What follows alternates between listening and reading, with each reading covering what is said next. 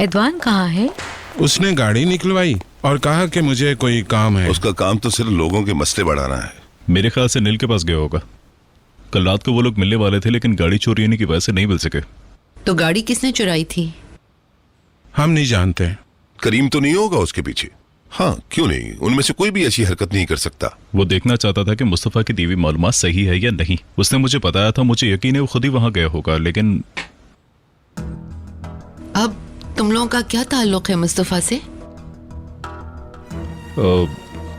मुस्तफा ने हमें बहुत पहले उन लोगों का पता दिया था। हाँ, मैं स्टडी रूम में जा रहा हूँ, मेरे लिए कॉफी भिजवा दो। मुझे भी कॉफी चाहिए। मुस्तफा के साथ तो ताल्लुकात खराब हो गए थे ना मुकदमे के बाद। फातिमा गुल वगैरह तो घर में मुकदमे के बाद गए थे, ठीक कहा ना मैंने? इतना जिक्र मुस्तफा का क्यों कर रही हो? गैरों के पते तो केस की फाइल में दर्ज होते हैं, वहीं से निकाला होगा पता उसने। शायद ऐसा ही हो। ये लोग एक दफा फिर मुस्तफा को इस्तेमाल कर रहे हैं। मैं जानती हूँ, मैंने सुना था। खुदा के वास्ते रेहान को नया चक्कर मत चलाओ। मैं जानती हूँ कि तुम्हें रिशात और सलीम की कोई फिक्र नहीं है, मगर इस मामले से बाहर रहो। मुस्तफा के साथ अगर काम शुरू कर दिया, इसकी कोई वजह होगी।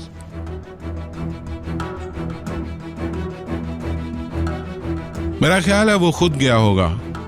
वो जानता है कि आंसू ने करीम के बाप को कोई खत लिखा था। जाहिर सी बात है, और कैसे पता चला होगा उस आदमी को?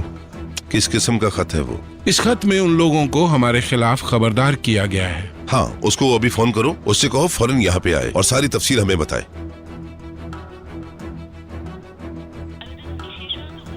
फोन बंद है। Good morning. नील, मुझे समझ नहीं आ रहा मैं तुमसे कैसे माफी मांगूं। अभी थाने से निकलकर सीधा यहाँ आ गया हूँ। मेरा हशर खराब है और मेरी बहुत ही बुरी रात गुजरी ठीक है, मैंने कहा गुड मॉर्निंग। हाँ, सुबह बखैर। तुमसे मिलकर मेरी सुबह ताज़ा हो गई है। लगता है तुम्हारी गाड़ी वापस मिल गई। हाँ, कल रात को ये चोरी हो गई थी और उसके बाद मैं वहाँ पर एक आदमी से लड़ पड़ा। हाँ, वो नशे में था और लड़ाई का मौका ढूंढ रहा था। मुझसे झगड़ा किया और फिर मेरा ये हशर हो गया। कल के अखबार में पढ़ लोगी तुम इस बारे में। वहाँ पर कोई गुलकार आया हुआ था, उसके ऊपर बगैर लाइसेंस के हथियार रखने का इल्जाम था। इसलिए मेरे ख्याल से इतने ज्यादा सहाफी जमा हो गए थे वहाँ पे, और फिर ऐसी भगदड़ मची हुई थी कि बस मैं तुम्हें क्या बताऊं। काफी भरपूर रात गुजरी है तुम्हारी। हाँ, ऐसी वैसी खराब। मैं तो भागकर तुम्हारे पास आना चाहता था। जब तुमने मुझे फोन किया तो मेरे तो पाँव ही जमीन पर नहीं टिक रहे थे और मैं आ गया। कल तुम्हारी मॉम ने 2 दफा फोन किया था मुझे, और उनसे जो भी बात हुई है वो तो मैं तुम्हें नहीं बताऊंगी। लेकिन तुम्हारे बारे में उन्होंने मुझे जो कुछ भी बताया, मैं उससे मुतासिर हुई हूँ। ये सब मेरी मम्मी की वजह से हुआ? मैं घर जाकर उन्हें गले लगा लूंगा। लेकिन जब तुम वहाँ नहीं आए तो मैंने सोचा कि मैं यहाँ क्या कर रही हूँ। मगर मैंने तुम्हें सब कुछ बताया मेरे साथ क्या हुआ। तुम्हें इस पर शक नहीं होना चाहिए। और तुम्हारा फोन भी बन जा रहा था। जानता हूँ, बैटरी को भी वही वक्त मिला था खत्म होने के लिए, और मुझे तुम्हारा नंबर भी याद नहीं था। मगर सबक ये मिला कि मैंने तुम्हारा नंबर फौरन याद कर लिया। ठीक है, मगर मुझे अभी देर हो रही है, मैं चलती हूँ। हाँ ठीक है, आज मैं तुम्हें हॉस्पिटल ले जाता हूँ। तुम अपनी गाड़ी यहाँ छोड़ दो और जब तुम काम से फारिग हो जाओ तो मैं तुम्हें लेने आ जाऊंगा और हम डिनर पर चलेंगे, ठीक है?